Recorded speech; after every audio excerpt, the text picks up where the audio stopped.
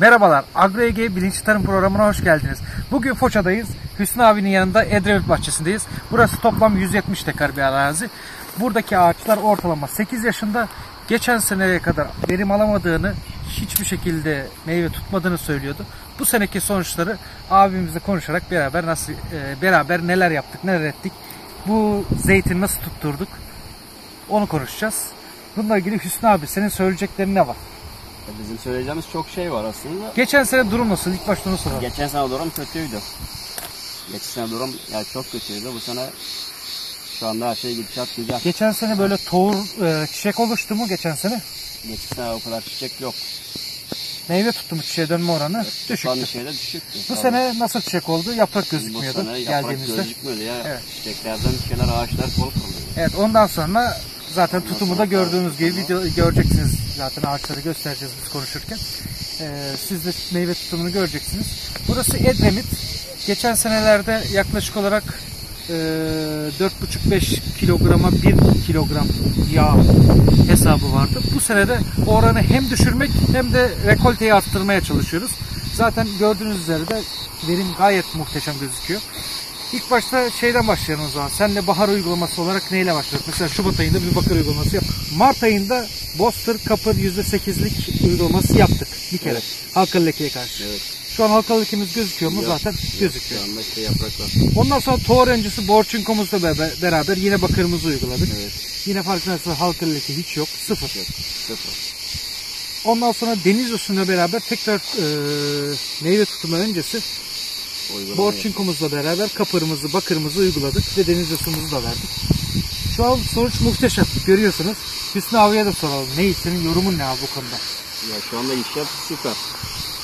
Ağaçlara hiçbir tane leke yok. Zeytinler olsun, denek olsun. Farklılıklar gördün daha başka. Gövdelerde yosun var mı? Gövdeler meydanda işte bak. Ayna gibi parlak. Süper. Canlılık. Süper. Daha mesela bu sene buraya Mayıs ve Mayıs'ın başı ve ortasında 2 kez dolu vurdu.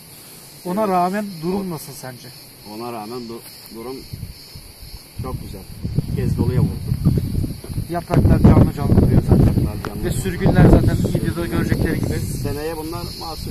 Yani bu senenin zaten şimdi seneye çiftçimizde de ne yazık ki Türkiye'deki çiftçilerde de bilinçsizlik var. Şimdi zeytinde yeni sürgünlerde yeni sürgün gözleri seneyenin bizim verimimizdir.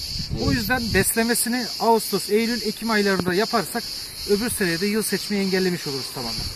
Bunu çiftçimizin anlaması gerekiyor. Mesela yan bahçeyle arasında senin farkın ne? Onu söyleyebilirsin. Yan bahçeyle bizim aramızda dağlar kadar fark var. Evet, bu Foça'da rüzgar alan bölge. Çok. Şu anda Poyraz istiyor zaten. Hiç rüzgar eksik olmaz. Ağaç bak buradayız. Rüzgara bak. Yağınız da gelecek. Burada yine verimi de artacak, yağı da artacak, yağın kalitesi de artacak. Onu yapacağız çiftçi. O zaman da yapacağız çiftçi. Yani diğer çiftçi arkadaşlara önerin ne olabilir? Mesela bizi fuarlardan ya da bizi, yani senenin dönemin ortasında biz aslında bakım almıyoruz. Teknik destek için şu numarayı arayabilirsiniz ama o numaradan dönem ortasında bakım almıyoruz. Fuarlarda yakalayabilirsiniz bizi yıl sonu. Yani dönem başından itibaren uygulamamızı düzgün bir şekilde yaparsak düzgün kaliteli sonuç elde etmiş oluruz. Siz de yararınızı görmüş olursunuz, biz de bu şekilde. Senin başka çiftçiler önerin nedir abi? Ya benim önerim bu ürünleri kullansınlar. Aslında katma değeri yüksek bir ürün. Yüksek, çok yüksek. Evet. Katma değeri çok yüksek. Yani üründen başka sizin gibi insanlarla tanışmanızı tavsiye ederim ben. Yani teşekkür ederim. Son bir şeyin arkasındasınız. Devamlı gelmeler, irtibat olma, yani hiç şey kopmuyor. İrtibat. En önemlisi bu. Evet. Yani biz de sizden memnunuz abi. Eyvallah. Teşekkür ederiz bu arada. Bu arada bizi takip etmeyi unutmayın. Numaradan teknik destek hattımızı ararsınız. Çiftçimizin mutluluğu bizim gururumuzdur.